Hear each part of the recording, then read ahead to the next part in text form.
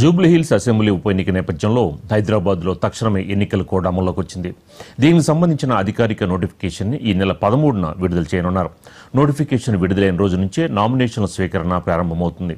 ఈ నెల 13 నుంచి 21 తేదీ వరకు నామినేషన్లకు గడువుగా నిర్ణయించారు. అనంతరం 22వ తేదీన నామినేషన్ పత్రాలని పరిశీలించనున్నారు. ఈ మేరకు ఎన్నికల సంఘం షెడ్యూల్ను ప్రకటించింది.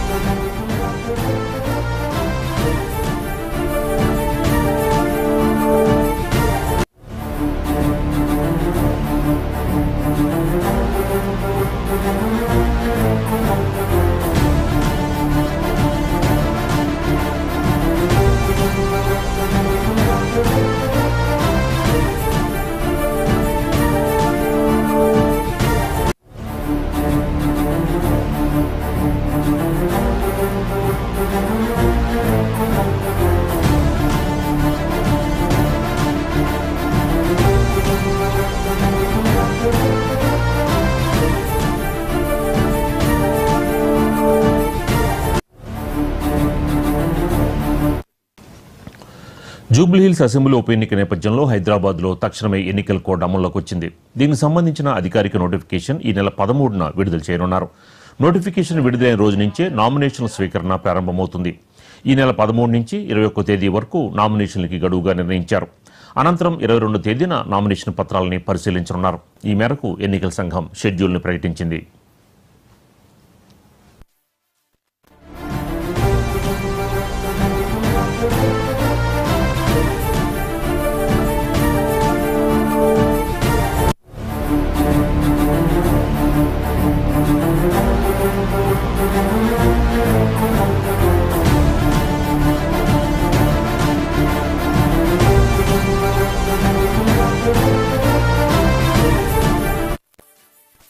इस बार बिहार के चुनाव न केवल मतदाताओं के लिए बहुत ही सुगम और सरल होंगे, न केवल पूरी चुनावी मशीनरी तत्परता के साथ मतदाताओं के साथ खड़ी रहेगी, न केवल लॉ एंड ऑर्डर की व्यवस्था पर पूर्ण निगरानी रखी जाएगी, बल्कि शांतिपूर्ण ढंग से पूर्ण पारदर्शी तरीके से बिहार के होने वाले चुनाव शायद सबसे अच्छे चुनावों के रूप में परिलक्षित होंगे।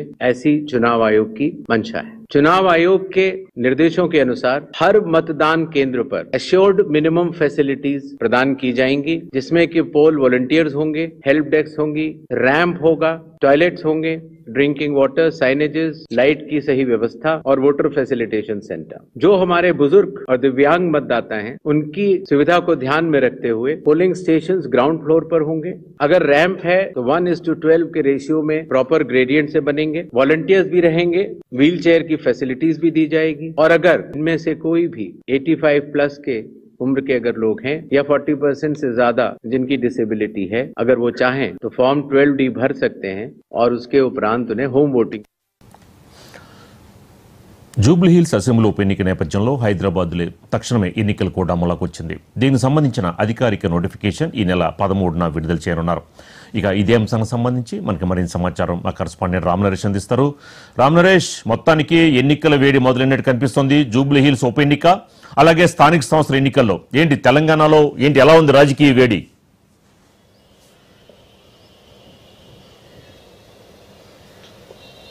రామనరేష్.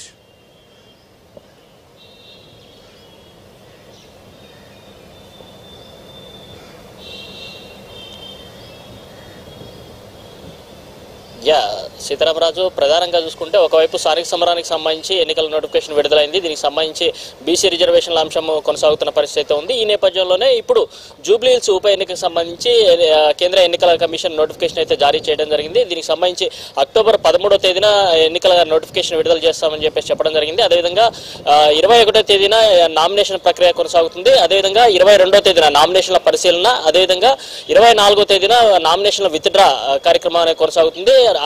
నవంబర్ 11వ తేదీన పోలింగ్ నిర్వహిస్తామని చెప్పేసి, నవంబర్ 14వ తేదీన జూబ్లీహిల్స్ ఎన్నికలకు సంబంధించిన రిజల్ట్ ప్రకటిస్తామని చెప్పేసి ఎన్నికల సంఘం ప్రకటించింది. ఈ నేపథ్యంలో అంటే ఎన్నికల సంబంధించిన షెడ్యూల్ ప్రకటించిన నేపథ్యంలో ఎన్నికల కోడ్ కూడా అమల్లోకి వస్తుంది. దీనికి సంబంధించి మరి కాసేపట్లో హైదరాబాద్ ఎన్నికల కమిషనర్ గా ఉన్న జిహెచ్ఎంసీ కమిషనర్ ఆర్వి కర్ణన్, అదేవిధంగా హైదరాబాద్ కమిషనర్ సజ్జనార్ మరికొద్దిసేపట్లో దీనికి సంబంధించిన మీడియా సమావేశం కూడా నిర్వహించేందుకు అన్ని ఏర్పాట్లు కూడా జరుగుతున్నాయని చెప్పుకోవచ్చు. మొత్తంగా చూసుకుంటే తెలంగాణ రాష్ట్రంలో ఇటు ఒకవైపు స్థానిక సంస్థల ఎన్నికలకు సంబంధించి సమరం కొనసాగుతున్న పరిస్థితి ఉంది, మరోవైపు జూబ్లీహిల్స్ ఉప ఎన్నికలకు సంబంధించిన నోటిఫికేషన్ కూడా విడుదలైన నేపథ్యంలో ప్రస్తుతం తెలంగాణ రాష్ట్రంలో రాజకీయ వేడైతే కొనసాగుతుందని చెప్పుకోవచ్చు. ప్రధానంగా చూసుకుంటే జూబ్లీహిల్స్ ఎన్నికలు అనేవి చాలా కీలకంగా మారాయి, ఇటు అధికార పార్టీకి అదేవిధంగా బీఆర్ఎస్ పార్టీకి కూడా కీలకంగా మారాయని చెప్పుకోవచ్చు.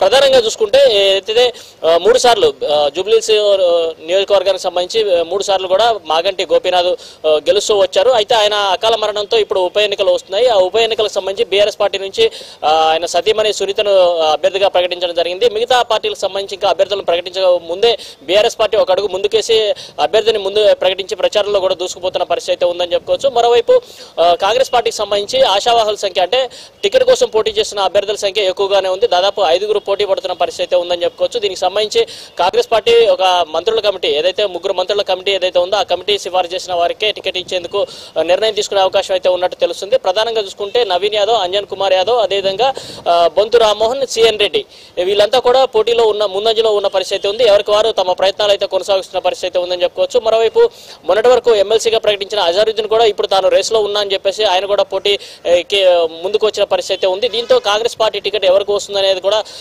కొంత అంతుచిక్కని పరిస్థితి అయితే ఉందని చెప్పుకోవచ్చు. మొత్తంగా చూసుకుంటే ఎవరికి టికెట్ ఇచ్చినా సరే మిగతా వాళ్ళు కొంత బుజ్జగించాల్సిన పరిస్థితి ఏర్పడే అవకాశం ఉంది. దీనికి సంబంధించి పిసిసి కూడా కసరత్తు చేస్తున్న పరిస్థితి ఉందని చెప్పుకోవచ్చు.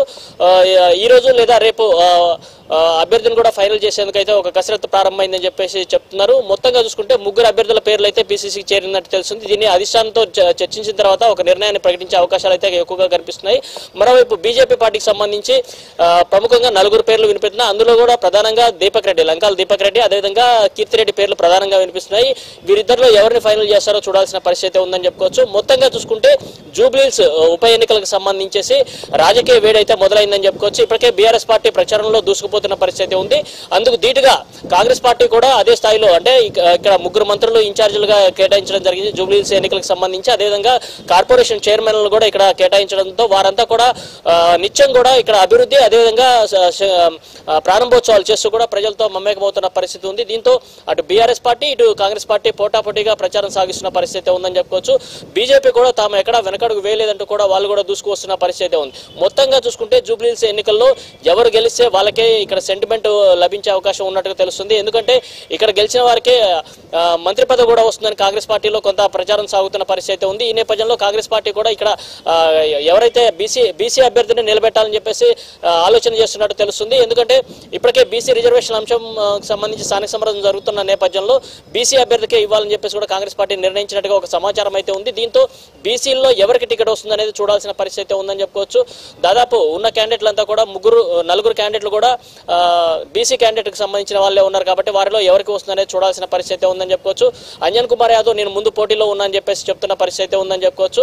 అదేవిధంగా ఇటు నవీన్ యాదవ్ కూడా గతంలో పోటీ చేసి స్వల్ప ఓట్లతో ఓడిపోవడం జరిగింది. ఆయనకి అక్కడ నియోజకవర్గంలో గట్టి పట్టు ఉండడంతో ఆయన వైపు కూడా మొగ్గు చూపే అవకాశాలు అయితే కనిపిస్తున్నాయి. మరోవైపు కార్పొరేటర్ గా ఉన్న సిఎన్ రెడ్డి కూడా పోటీ పడుతున్న పరిస్థితి ఉంది. దీంతో పాటు రామ్మోహన్ రావు ఏదైతే బొంతు రామ్మోహన్ ఎవరైతే ఉన్నారో ఆయన కూడా పోటీ పడుతున్న పరిస్థితి ఉందని చెప్పుకోవచ్చు. మొత్తంగా చూసుకుంటే కాంగ్రెస్ పార్టీ టికెట్ ఎవరిస్తున్నారనే దాని మీదనే బేస్ చేసుకుని ఈ ఎన్నికల్లో గెలుపు ఓటమి అనేది డిసైడ్ అయ్యే అవకాశాలు ఉన్నాయని చెప్తున్నారు. ప్రధానంగా చూసుకుంటే ఇక్కడ జూబ్లీహిల్స్ ఎన్నికలకు సంబంధించేసి ఇప్పటికే కేంద్ర ఎన్నికల సంఘం నోటిఫికేషన్ సంబంధించి షెడ్యూల్ విడుదల చేసింది కాబట్టి ఆ షెడ్యూల్ ప్రకారం ఇప్పుడు మరింత అంటే ఇటు అభ్యర్థులను కూడా త్వరలో ప్రకటించేసి ఎన్నికల ప్రచారంలో దూసుకుపోయేందుకైతే అన్ని పార్టీలు కసరత్తు చేస్తున్నాయి. ఇటు కాంగ్రెస్ అదేవిధంగా బీజేపీ పార్టీలు అభ్యర్థులను ప్రకటించాల్సి ఉంది.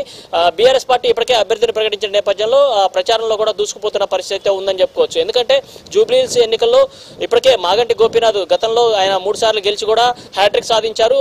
మరోసారి ఇప్పుడు జరుగుతున్న ఉప ఎన్నికల్లో ఆయన సత్యమని నిలబడుతున్నారు కాబట్టి సెంటిమెంట్ వర్కౌట్ అవుతుందని చెప్పేసి కూడా బీఆర్ఎస్ పార్టీ భావిస్తుంది. అదేవిధంగా కేసీఆర్ 10 ఏళ్లలో చేసిన అభివృద్ధి కానీ మాగంటి గోపీనాథ్ చేసిన అభివృద్ధి కార్యక్రమాలు ఇక్కడ గెలిపిస్తాయని చెప్పేసి చెప్తున్న పరిస్థితి ఉందని చెప్పుకోవచ్చు. సీతారామరాజు రామ్ నరేష్ అంటే ఎలాగైనా సరే సిట్టింగ్ స్థానాన్ని కైవసం చేసుకోవాలని బీఆర్ఎస్ వ్యూహాలు రచిస్తోంది. ఏంటి ఎలా ఉండే అవకాశాలు ఉంటాయి, విజయ అవకాశాలు అంటే ఒక పక్కన ఇది సింపతి వర్కౌట్ అయ్యే అవకాశం ఉంటుందంటారా?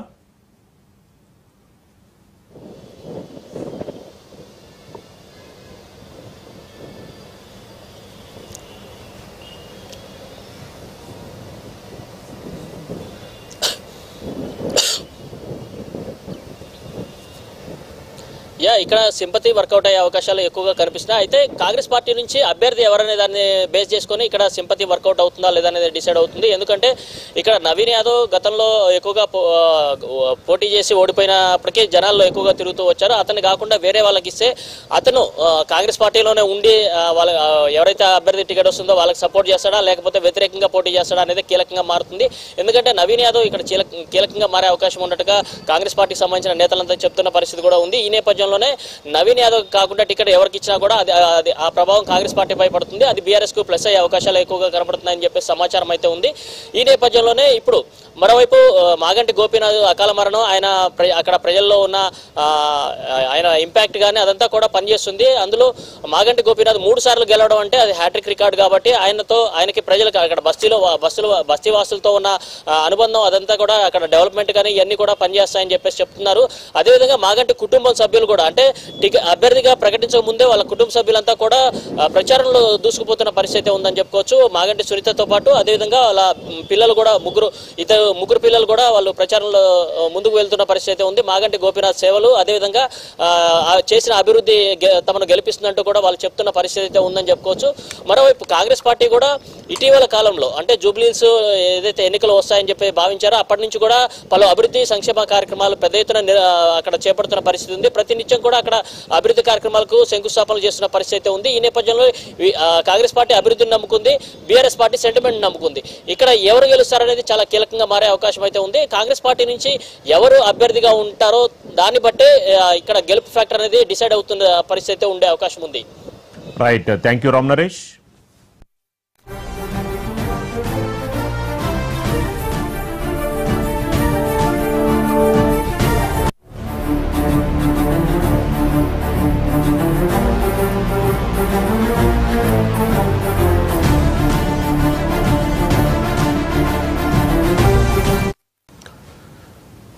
జూబ్లీహిల్స్ అసెంబ్లీ ఉప ఎన్నిక నేపథ్యంలో హైదరాబాద్లో తక్షణమే ఎన్నికల కోడ్ అమల్లోకి వచ్చింది.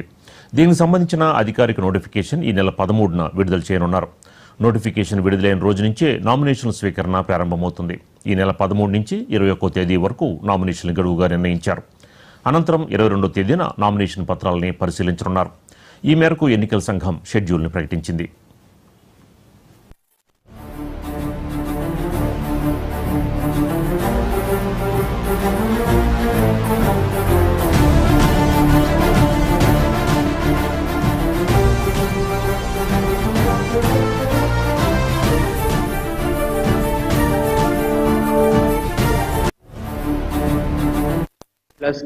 कि इस बार बिहार के चुनाव न केवल मतदाताओं के लिए बहुत ही सुगम और सरल होंगे, न केवल पूरी चुनावी मशीनरी तत्परता के साथ मतदाताओं के साथ खड़ी रहेगी, न केवल लॉ एंड ऑर्डर की व्यवस्था पर पूर्ण निगरानी रखी जाएगी, बल्कि शांतिपूर्ण ढंग से पूर्ण पारदर्शी तरीके से बिहार के होने वाले चुनाव शायद सबसे अच्छे चुनावों के रूप में परिलक्षित होंगे। ऐसी चुनाव आयोग की मंशा है। चुनाव आयोग के निर्देशों के अनुसार हर मतदान केंद्र पर एश्योर्ड मिनिमम फैसिलिटीज प्रदान की जाएंगी, जिसमें कि पोल वॉलंटियर्स होंगे, हेल्प डेस्क।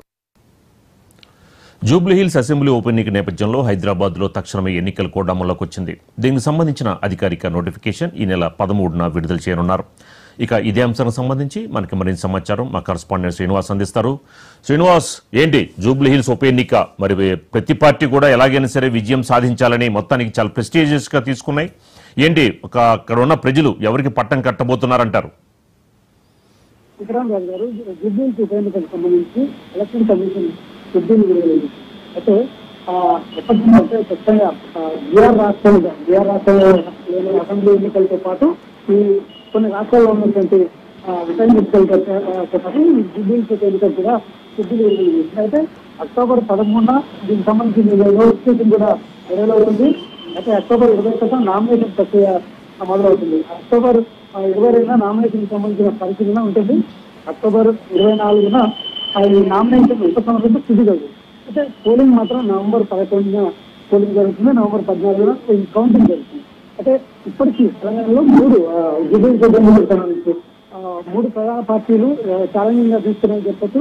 అధికార కాంగ్రెస్ పార్టీ, అదేవిధంగా బీఆర్ఎస్, అదేవిధంగా బీజేపీ పార్టీ, మూడు పార్టీలు ఖచ్చితంగా గెలవాలని కూడా పట్టుదలతో ఉన్నాయి. ఈ క్రమంలో కూడా జూబ్లీహిల్స్లో తమ పావులు జరుగుతున్న పరిస్థితి ఉంది. ఎందుకంటే అది బీఆర్ఎస్ ఇచ్చిన స్థానం. అదేవిధంగా మాగంటి గోపీనాథ్ బీఆర్ఎస్ ఎమ్మెల్యే అకాల మరణంతో కూడా ఉప ఎన్నిక అనివార్యమైన నేపథ్యంలో కూడా ఈ సంబంధించిన షెడ్యూల్ కూడా లేదు. అయితే బీఆర్ఎస్ కి సంబంధించి మాగంటి గోపీనాథ్ సతీమణి హింసకు అవకాశం ఇచ్చి కూడా కేసీఆర్ నిర్ణయం తీసుకున్నారు. మరొకవైపు ఇటు కాంగ్రెస్ తరఫున కూడా అంటే తెలంగాణలో కాంగ్రెస్ పార్టీ అధికారంలో ఉంది, అదే పోటీ కూడా అదేవిధంగా ఉంది. ఎవరి ప్రయత్నాల వారు ఇక హైకమాండ్ కావచ్చు సీఎం రేవంత్ రెడ్డి ఏదైతే పావులు జరుపుతున్న పరిస్థితి. సో ఈ క్రమంలో కూడా ఇప్పటికీ పిసిసి అధ్యక్షుడు మహేష్ కుమార్ గౌడ్, అదేవిధంగా ఇన్ఛార్జ్ మీనాక్షి నటరాజన్ పలు రకాలుగా